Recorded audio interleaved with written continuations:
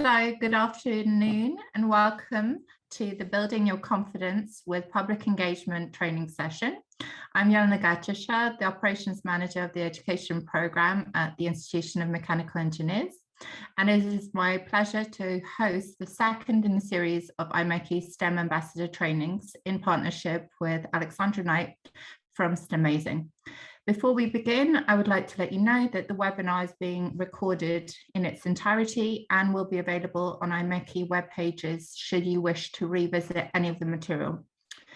The Institution of Mechanical Engineers education strategy focuses on facilitating the inspiration and retention of young people in engineering and promoting the value of engineering to society across educational activity. The institution's STEM ambassadors, that's yourselves, play a crucial role in achieving these strategic objectives. As representatives of the IMechE and the engineering profession, you are the face of the industry, and each engagement you have can be truly meaningful to a young person. The aim of these sessions is to encourage IMechE members to become STEM ambassadors by illustrating what an outreach workshop could potentially look like, and also upskilling existing STEM ambassadors. Today's session is the second of a 5-part webinar training series that the institution will be providing on a monthly basis to its STEM ambassadors free of charge, right up to January 2022. Every training will look at a different element of outreach and have a hands-on part. They will all be different, and as mentioned, the content will be available on our web pages thereafter. Now I will pass on to Alexandra Knight, who will get started with today's training session. Thanks very much, Jelena. Hi, everyone. Lovely to see you again. Very happy to be back for this second session in our series. And as last time, we really do want all these sessions to be interactive. So by all means, if you've got anything to say or you want to contribute at any point, feel free to put your digital hand up and I can come to you, put any comments or suggestions, because there is no single right answer to being an effective STEM ambassador. And it's great to share different people's ideas and kind of get that peer learning and support going as well. So any suggestions you've got as we go through, feel free to put them in the Slido Q&A, put them in the chat, and I'm hoping at the end of today's session we'll have a good kind of discussion about what makes a really effective STEM ambassador. Okay, so for those of you that don't know me, I'm Alex Knight. I'm a chartered mechanical engineer and a fellow with the IMechE, and after quite a reasonable length of career in industry, I set up Stemazing because I'm really passionate about supporting diversity and inclusion in engineering and STEM more broadly, and inspiring young people through STEM. So I'm really, really pleased to be collaborating with the IMechE to bring you this series of training for STEM ambassadors. And if you're not a STEM ambassador already, then it's a brilliant thing to do to sign up with STEM Learning UK as a STEM ambassador, because there is loads of additional support for you there, and you'll get loads of opportunities to engage with young people and practice your STEM ambassador skills, which has so many benefits for you as an individual, as well as leaving a legacy with the next generation. Okay, so today what we're going to be covering, out of our series of different training sessions we're on the second one now. So this is focusing on building your confidence with public engagement and looking at another STEM activity that we'll run through, which is a great one to do with children, looking at the Aerospace Rocket. So we'll be doing a practical part of the session in the second half. Okay, so what will we be covering in the first half of the session? Well, in the first half of the session, we are going to be covering really about that public speaking, public engagement element of being a STEM ambassador, which of course is crucial. When you're being a STEM ambassador, you are by nature being visible and vocal with people who are in your audience, whether that is just a couple of people, or whether that's a whole class, or whether it's a whole school.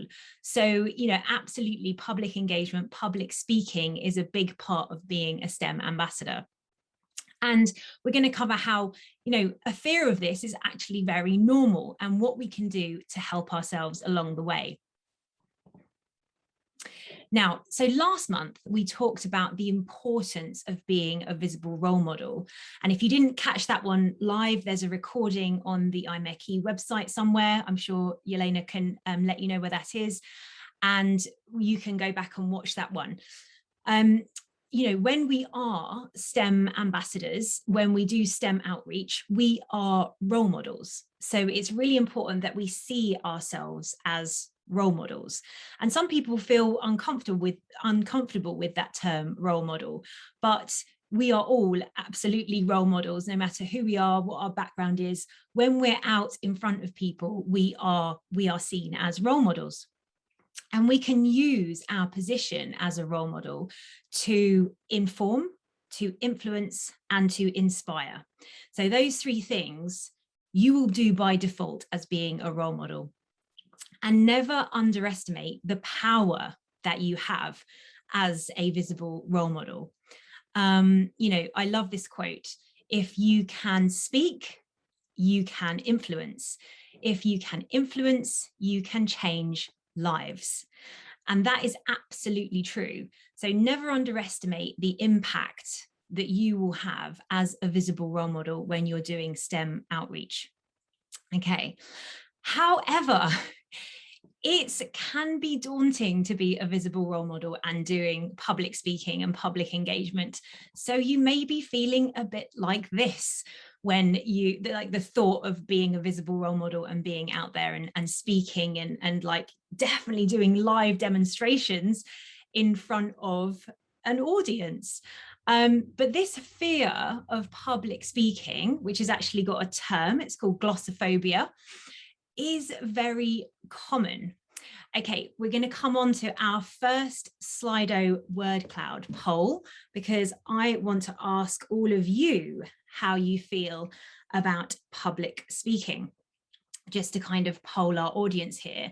So if you go to slido.com on your phone or on a separate tab on your computer, and you put in the code 880123, then hopefully you will see this poll come up. And you can just put in one. So when you think about public speaking, how do you feel? So put in how you feel about it. Getting quite a mix. Okay, this is interesting. Let's see. Let a few more people vote. So slightly nervous is coming out on top, with anxious a close second. Some people actually saying they love it. Some honest people saying they are terrified. That's completely normal and fine. Okay, thank you. Oh, a good range there. Okay, but definitely with the slightly nervous and anxious coming out on top at the moment. Anxious creeping up there. Okay, so thank you for that. Just wanted to kind of poll the audience and get your feelings about how you feel when you do public speaking. I'll go back to the presentation now. Okay, so but that is, you know, a whole range there, but the majority saying either feeling anxious or nervous. That is completely normal. There's lots of studies done into this, but a stat that I found was that 75% of people have a fear of public speaking. It's very, very normal. So, you know, the key is to not, that's very normal. So, you know, you're not abnormal if you feel it. Lots of people have that fear, and yet they still do it because they can tap into the bigger purpose of why they're doing it, part of your job or as a voluntary role with being a STEM ambassador. So the key is to sort of try and rationalize that fear and tap into the bigger purpose and your driver for doing it anyway. And we're going to talk about some of the strategies that can help you really shine as a role model and perform at your best in these kind of situations. Okay, so when you're in a situation like this, so just picture yourself standing up in front of a crowd of people, all eyes on you, okay? You may feel a bit nervous. You may have that feeling of sort of like butterflies in your stomach, or your heart pounding, or a bit of a dry mouth or shaky hands. All of these types of things are very, very normal. And this is because, which you may already know, that it's that kind of cortisol and adrenaline pumping through our body that gets us kind of like fired up and into that fight or flight kind of mode. When we feel a bit of fear, and you may be able to, like some people said, they feel excited, and that kind of feeling of being nervous or feeling excited, butterflies in your stomach, is kind of a similar feeling. So it's very normal, but this fight or flight, this is the thing that's kicking in when we're in this situation and you're looking at a crowd of people looking back at you. And some people feel that school children, a class of school children, is even more nerve-wracking than, say, standing up in front of a whole room full of adults. And the reason why we feel this fight or flight and have that response is because the oldest part of our brain, so the kind of historical part of our brain when we was kind of first evolved, that contains the amygdala, that's the bit that first kicks in. That's the bit that's activated when we feel fear. And of course, the amygdala is activated because back in the day when we were, first humans and cave dwellers, that had a very, very needed response. If you were actually, your life was in danger and you felt threatened. So that is why that happens, that initial fight or flight feeling. But then if we can calm ourselves down from that and engage the more evolved part of our brain, the prefrontal cortex, then we can start to rationalize and calm ourselves down and get back in control. So what we don't want is for our fears and anxieties to get out of control. So we may start feeling a bit of panic, and then you can't catch your breath, and everything starts to kind of spiral out of control a little bit. So we need to get it back in control and move away from that initial fear response, which is the same as when we would have seen something like this, when we were cave dwellers, having that like, okay, my life is genuinely in danger. I need to protect myself by either fight, flight, or freeze.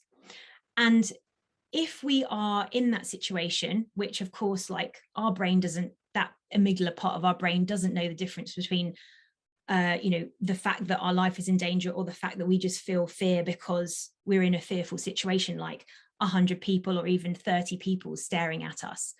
So we need to get back in control at that point. And the simplest thing you can do to get back in control is breathe. And I know that sounds super simple, and of course we're breathing, but controlling our breath has been shown to calm ourselves down physically and emotionally, calms us down. So we need to get rid of that cortisol, that stress hormone that is racing around our body, so that we can get out of that initial like fear response and engage our prefrontal cortex and get back in control. So breathing is a really simple way of doing this, and you can do it before you are in the position of doing your public engagement or public speaking, whatever it is you're doing. It only takes a minute. You just need somewhere where you can sit quietly, ladies' loos or men's loos or whatever it is, wherever you can go, sit in your car beforehand or a quiet corner, and just do some deep, slow breathing. And to show you how simple it is, I ideally want everyone to do this now. You're not on camera, so don't be shy about it. What we're going to do is we are just going to do 4 cycles of deep, slow breathing, just to show you kind of how deep and slow the controlled breathing needs to be. And if you consider it like a square, so we're going to breathe in for the count of 5. We're going to hold it for the count of 5. Then we're going to breathe out for the count of 5. and we're going to hold it for the count of 5. And then you do the cycle again, in for the count of 5, out 5, hold it 5, out 5, hold it 5. Okay. So let's do this. So just get yourself nice and relaxed, feet flat on the floor, ideally, if you're sitting down or standing. Nice and relaxed posture, relax your shoulders. Okay, relax your neck. And if you want to close your eyes, you can. And as you breathe in, we're going to breathe in through the nose, and we're going to try and do belly breathing. So let your diaphragm relax and make sure you expand from the belly, not high up in the lungs. And then hold it, and then out and hold it. And as you breathe out through your mouth, nice and slowly. And you can either do a shh or a sound, which kind of helps you slow that down. Okay, so hopefully everyone will try with me now. Let's go for it. So in for the count of 5. Hold it. Out. Hold it. And in. Hold it. And out.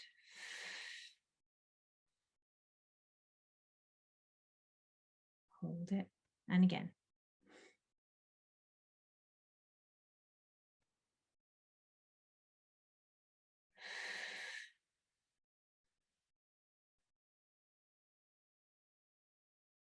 Okay, one more.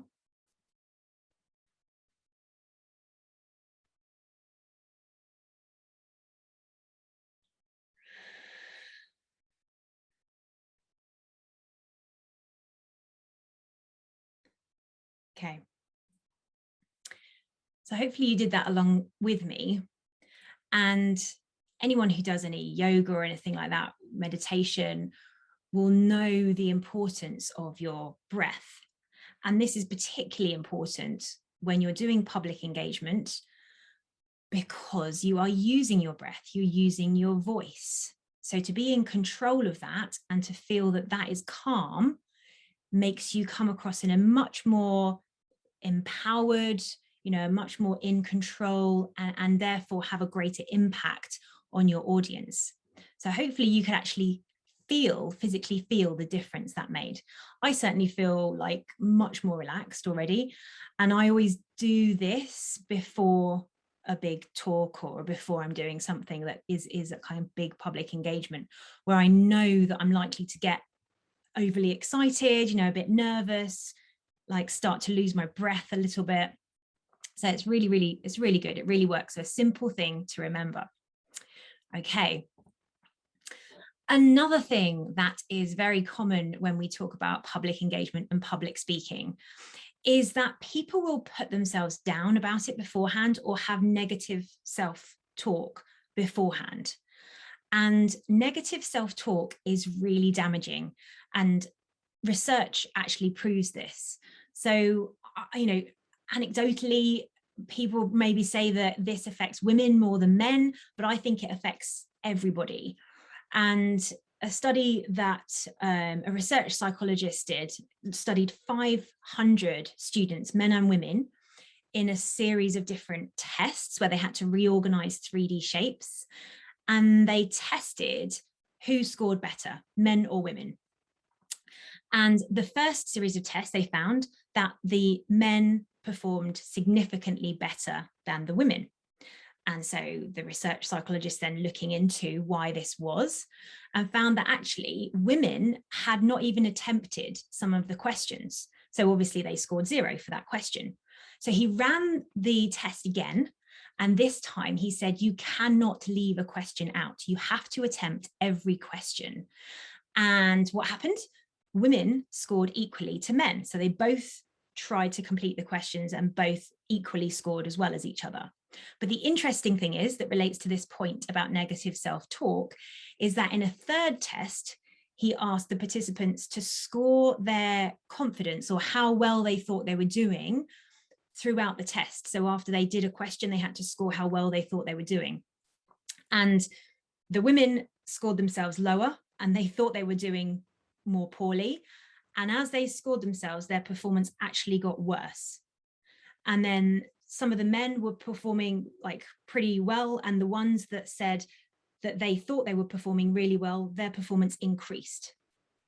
And this is really interesting because I think this shows quite clearly the importance of like a positive mindset and positive self-talk, because negative self-talk actually does have a negative impact on your performance.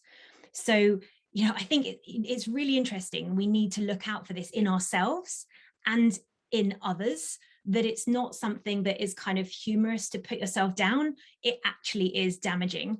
So I think, again, with like simple things you can do to try and improve how you shine as a visible role model, preparing yourself with positive mindset and positive self-talk rather than negative, absolutely will have a positive effect. Okay, so that's something that please also watch out for this in others around you, in your work situation, meetings.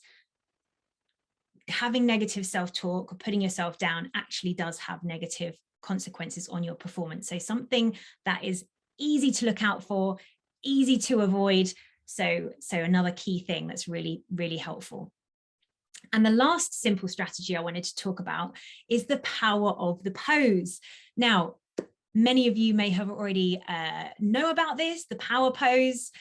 If you haven't seen the TED Talk by Amy Cuddy, so the woman who's given this quote on the slide, if you haven't seen her TED Talk, which is called, I think, you know, body language shapes who you are, or the power of body language, or something like that. But if you Google Amy Cuddy TED Talk, you'll see this one about the power of the pose. And she also talks about imposter syndrome as well. It's really, really good and really, really powerful and impactful. So I 100% recommend you watch that. Now, what she did was, she's another research psychologist. She studied participants who had held a power pose before they did a particular activity. And in this case, it was an interview situation. So she asked her participants to hold a power pose, and a power pose is like in this picture, you make yourself big, okay? You make yourself big, which could be arms up in kind of like a V, like you just won the 100 meters type race with your chin up as well, or hands behind your head like this, or even Wonder Woman like this. So a kind of making yourself big pose is a power pose. And she got her participants to hold a power pose for 2 minutes before then going through a certain type of like performance interview. And all of the participants came out significantly better who had held a power pose for 2 minutes. And what she found was she actually did blood samples of people before and after they did the power pose. And again, coming back to cortisol, our stress hormone, she found that those who'd held the power pose had lower cortisol, so lower stress, and higher testosterone, which is linked to confidence. So literally, sort of your body does change your mind, and you know psychologically what's going on, and physically in your makeup. So that is very, very powerful. And again, a simple strategy that you can use before doing any kind of sort of situation where you need to perform, essentially. It could be an interview, it could just be a meeting, but absolutely with this, what we're talking about with public engagement, finding that 2 minutes to yourself beforehand to do some deep, slow breathing and to do something like a power pose, get yourself in the right mindset and get your body set up for success as well. So that is another really simple but very effective strategy that you can use to help build your confidence and really shine as a visible role model when doing STEM outreach. Okay, so those 3 things, just to sum up the first half of the session. So to cultivate your confidence, remember breath, okay? So breathe, and deep, slow breathing to get yourself out of that fight or flight response if you do feel anxious or nervous going into public engagement. So breathe, calm yourself down, lower your cortisol, okay? Be able to engage your prefrontal cortex so you're in control, you remember what you want to say, you deliver it the way you want to deliver it and really shine. Positive mindset, so absolutely stopping any negative self-talk that you might have. And the power pose, getting your body, which then controls what's physically going on inside your body, which then has an impact on your brain because of the chemicals and hormones flowing around your body. Use that simple strategy to get yourself in the right place and give yourself the best chance of delivering something really effective. Okay, right, I've talked for long enough, I think. Let's have a look if we've got anything in the chat, and I'll also check the Slido Q&A. Okay, so let's have a look. So we've got one comment in the chat. Thanks very much for the first session. Would like to learn about any tips when engaging with children under 12. Absolutely fantastic. We can definitely talk about that later, because one of the things that we are particularly keen on is targeting children as young as possible, because we know that those stereotypes about who can or should be an engineer get ingrained so early. So we'll definitely, if anyone's got any of their own tips and hints about engaging younger children, so like infant and primary school children, please do share those either in the Q&A or in the chat. Ah, yes, and Rob's put in the chat, for very supportive speaking, try Toastmasters. Excellent idea. Excellent idea. In the Q&A of Slido, we've got Adrian has said, Alex, very powerful presentation, superb graphics and pictures. Thank you. Okay, super. Do we have any questions or comments about the first half of the session? Anyone want to share their own hints and tips for how they prepare themselves before they do any public speaking or public engagement? Like I said, I definitely don't have all the answers, and this is be great for people to share how they do it. Especially the ones that put in the Slido, they love it, and they're excited by the prospect of public engagement. It'd be super to know, kind of, have you always been that confident, or have you done something to develop your confidence and being able to be that kind of positive about public engagement? Let us know in the chat, and then we'll just spend a couple minutes on this before we go on to the practical. I was just going to say, Bob said, can I have the Slido code? Sure. I was just going to say, jump in and say, I think you'll get the best value if you do sort of give any suggestions, even if you don't feel comfortable, you know, putting your camera on. You can just write in the chat just to get your engagement. All of these training sessions work best when people get involved. So please do let us know what you think. Absolutely. Just trying to find what this number actually is. So for those who want to look on the Slido and add any comments or suggestions in the Q&A, the Slido code is 880123. I'll put that in the chat.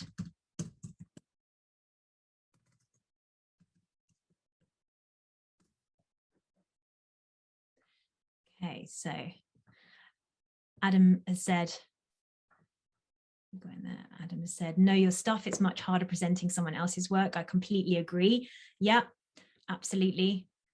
And be passionate about what you're talking about as well. So try and tap into your personal passion.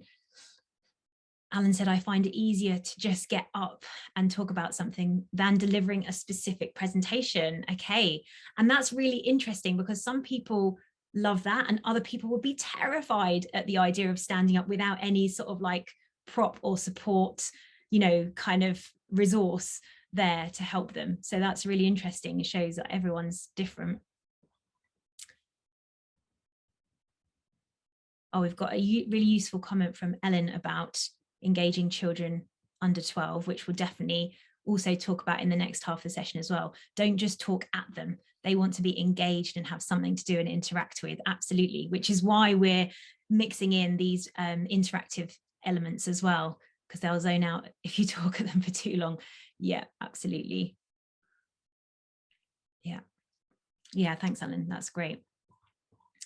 Okay, super. If you've got any more kind of comments or suggestions about how you build your your confidence with public engagement and public speaking, or how you've developed that over time, then feel free to put it in maybe this Slido Q&A, because then people can like it, and then we can see the ones that kind of come out as the most common sort of strategies that different people use or that different people like.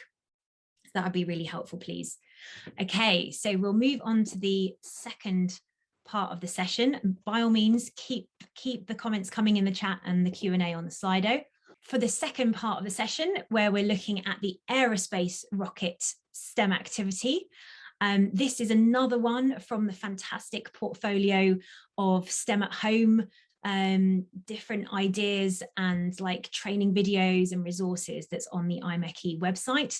So hopefully, again, like last time, you've got the resources that you need to join in live with us now, because it's like so helpful to actually do it yourself and learn the little kind of intricacies of how something works or doesn't work, so that when you do it live in front of children or get them to do it, then you feel really comfortable with it. And then we can continue sharing our ideas on effective STEM sessions, which we've started already with Ellen there, which is great. Okay, so this one, the Aerospace Rocket one, this is what it looks like on the IMechE website. So that's the link to go to, imeche.org, Careers Education STEM at Home. And there you'll find a whole host of really brilliant STEM ideas and resources that you can tap into. And this one, Aerospace Rocket, so is actually got 2 activities associated with it. And just like last time, when we focused on the simpler one for younger children, because I think that is really important for the interactive activities like we've already discussed today, we're going to do the same again. So there's 2 activities in this resource. One is super simple and the other one is a bit more complex and probably more suited to older children or to do as a demonstration. But it was probably a little bit complex to get the children to actually make it themselves if you're focusing on younger children. So in the resource on the IMechE webpage, you've got the video tutorial, you've got the worksheet, which has a warm-up activity. It's got the resource list of everything you need for both experiments. It's got written and sort of diagrammatic step-by-step instructions. It's also got some fun facts in there, which is very handy.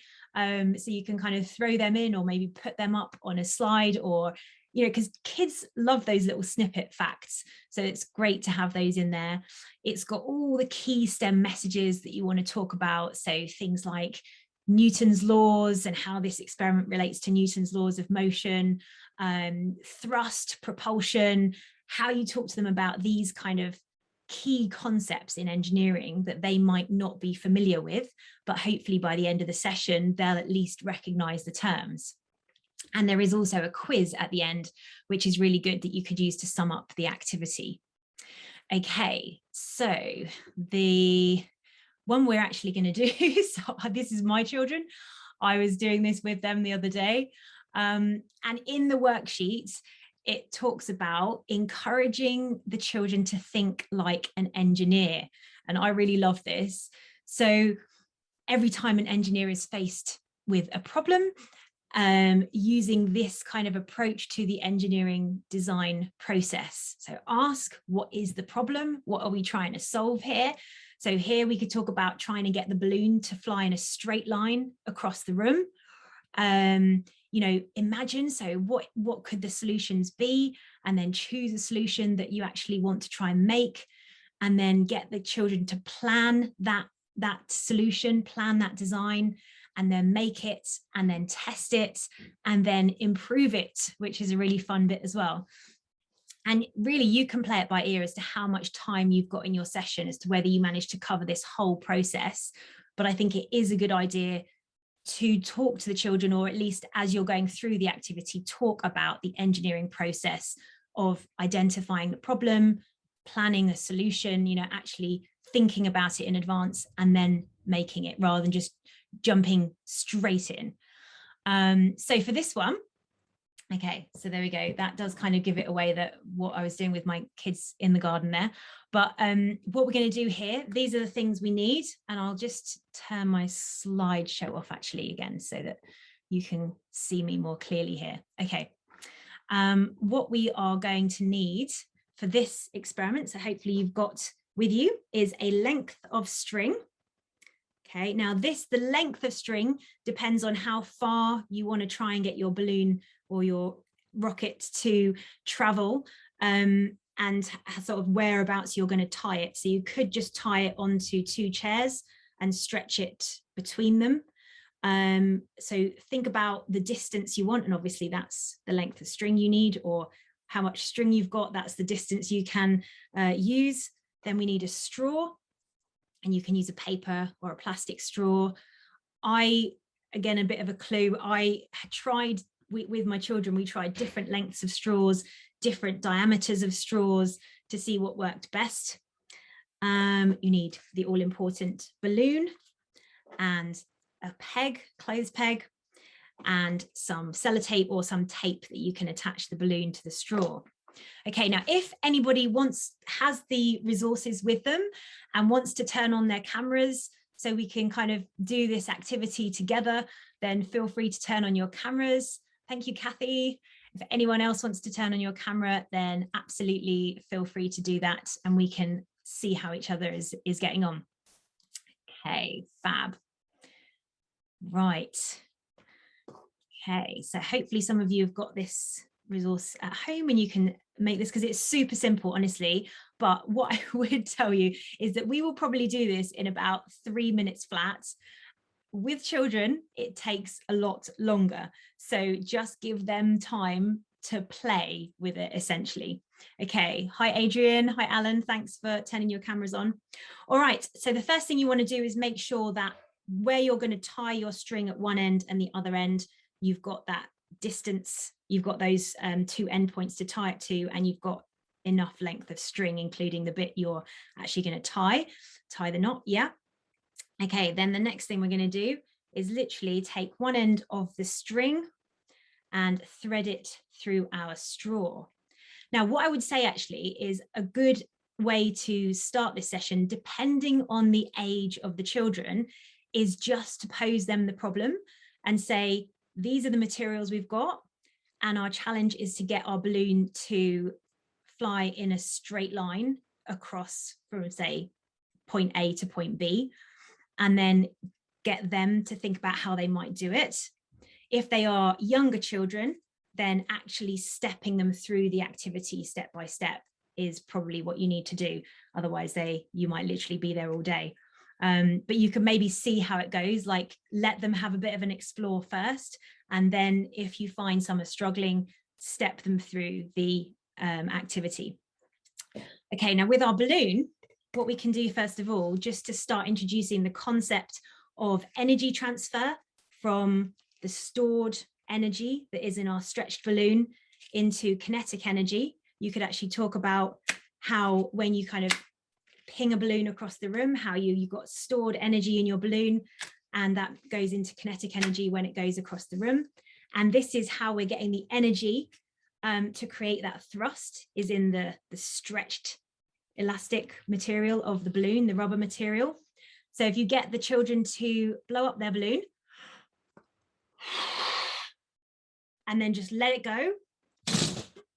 Okay, so obviously that's going to fly around the room in a very like random manner. And that's a good way of starting to introduce some of the concepts about thrust, Newton's laws of motion. So saying that nothing will move, Newton's first law, nothing will move unless a force is acted on it, and nothing will move from its current speed, or it won't accelerate until a force is acted on it. So you could start introducing those concepts. You could even introduce the concept of, for every action, there's an equal and opposite reaction, which is how when the air is rushing out one way, the balloon goes the other way. But because it's got no real direction, it's just flying all over the place. Okay, so talking about Newton's laws is a good one.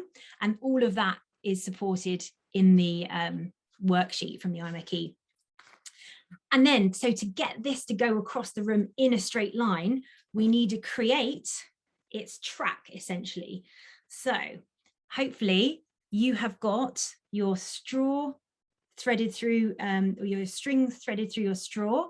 So tie one end onto one side of where you're going to make it move, and tie the other end. So for me, you can't actually see this because it's out of shot, but I've tied it to my door over there, and I'm going to tie this end to this, what is actually a speaker stand up here in the corner. So hopefully you can still see this, and hopefully you can still hear me. I'll move it over here and tie it. Now, the key is to get the string quite tight. So I'm going to tie that on.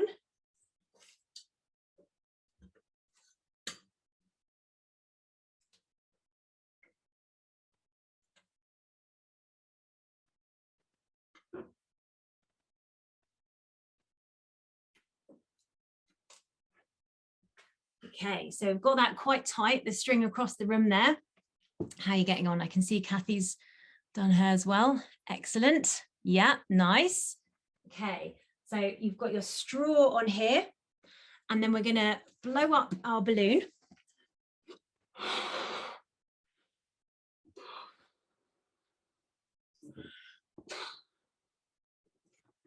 I love how Rob's put in the chat. I think unsteered balloons are humorous for everyone. Absolutely. Kids love that, the hilarity in a classroom. Probably best to warn the teacher in advance that that's what you're doing, so she can expect the chaos. Right, so you've got your balloon blown up. Now, either you can just hold it and tape it to the top, but it's quite hard to do that with one hand. So this is why we have the peg, and the peg can just temporarily hold the balloon, the neck of the balloon there closed. Now, I find the best way of doing this, which it isn't mentioned in the worksheet, is just to give the neck a little twist and then to use the clip on that. Otherwise, it just a normal closed peg doesn't hold it particularly well. So a little twist and then closed peg over there should hold that for now. And then you need one bit of sellotape, little strip of sellotape, and this is what we're going to then stick the inflated balloon to our straw with. Okay, obviously remember, which you can ask the kids, which way round should you direct the balloon depending on what direction you want the balloon to go in. And again, you could talk about Newton's third law then and talk about which direction the balloon is going to go depending on which way the air is flying out of it. Okay, so I'm going to move my straw up this end. I'm going to tape the balloon to the straw. Sorry, which bit of the balloon are you taping? I've just literally taped around the middle of the balloon. So I've hung the balloon, I've put the balloon underneath the straw, put the bit of sellotape arched over the straw and stick it onto the top of the balloon. And then I'm going to let it go and we shall see if this works. Okay, 3, 2, 1. There we go.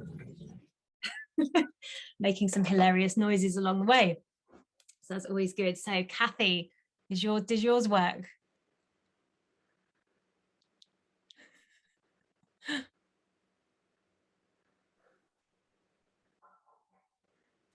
Did it work there, Kathy? You give us. I don't know. I can't get the camera to kind of show it, but I'll have a go. Hold on. The camera's not playing ball. Don't worry. You can maybe just give us a commentary.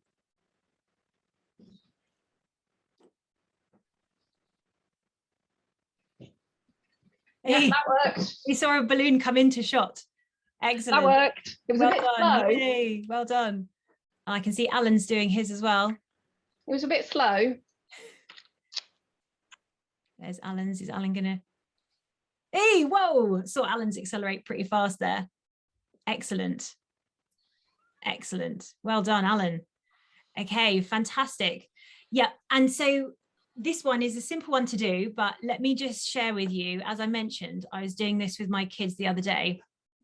So this was them doing the experiment and I left them to it so that they could try and sort of, they could try and work out how to do it. And you can see some of the results here.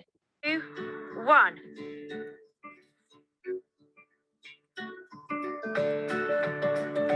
1. Tight, tight, tight. 2, 1.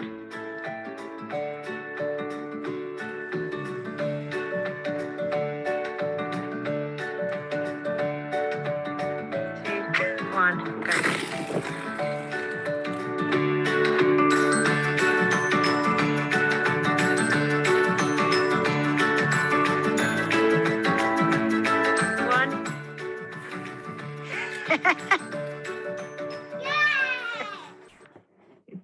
That was very quick for us to do that experiment.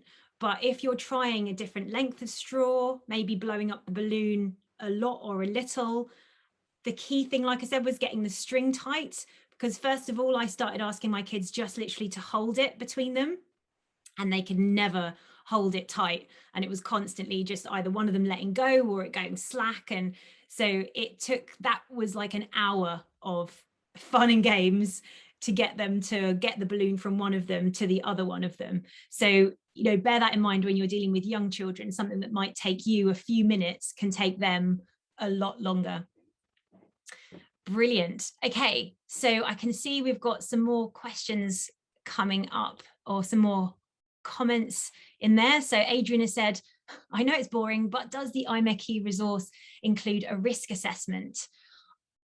There probably is, knowing the IMechE. I haven't, I can't remember if I've seen that in the worksheet now though, but I'm pretty sure there must be. It's not included in the worksheet, but it's something we're going to add to the STEM Ambassadors resource page. So basically at the moment we're updating on the back end all of the education web pages, and it will be one of the resources added on there. As I put in the chat, it won't be a one-size-fits-all option, because every school, every college, whatever it is, age group will be different, but it will help as a guide. So keep an eye out. Hopefully in the near future the web pages will be up and running, so have a look back there. But it is a very good point, actually, Adrian. And I always think, as a STEM ambassador, to have a quick chat with the teacher beforehand about any of the risks and how you're planning to manage them. Even things like being safety around using scissors. Certainly, say, for example, with this, if one of them wanted to stand on a chair, or I don't even know, having lots of bits of string pulled tightly around, so it could be tripping hazards if people are also walking around. So I think it is a good idea for you to think about the risks, potential risks, and talk about those in advance with the teacher, so you can work out how best to run it in their environment as well. Because like I showed the video of my kids, doing it outside is brilliant, but that's obviously weather dependent. And not every school would like that. They might do it in the hall or even in the classroom, in which case you might have to work in slightly larger groups, so you've got fewer overall experiments going on. Super. Has anyone else got any comments they'd like to share, or any other questions? We did have last time, we had some really good feedback afterwards from other STEM ambassadors sharing their ideas about what makes a good STEM session as advice to other STEM ambassadors. We had very important to get into the build stage with the children as soon as possible, and run through the safety items first and then straight into the build. And then they said that the engineering aspects can be covered as you're going through it, rather than doing a presentation up front. I quite like that idea. Another piece of advice was get the teacher very involved, have them take part in the build stage as well, because it's often good to see how the teacher's build compares to some of the children's. Children's imagination is usually better than the adults. I'd agree with that. So that's a great tip, thank you. And another person said, don't talk down to the children. So making sure you're treating them with respect. And, actually some children know quite a lot about some of the engineering concepts already if they're interested, and they go on some of these YouTube channels where they do experiments. So I think definitely that's a great one. Don't talk down to the children. And then we've got Rob has put in the chat, when doing it with a class, it would be good to do it with the teacher first. They are good at spotting the risks with the environment and the participants. Yeah, that's a good idea. Definitely, if you've got the time. If not, then just talking them through it is good.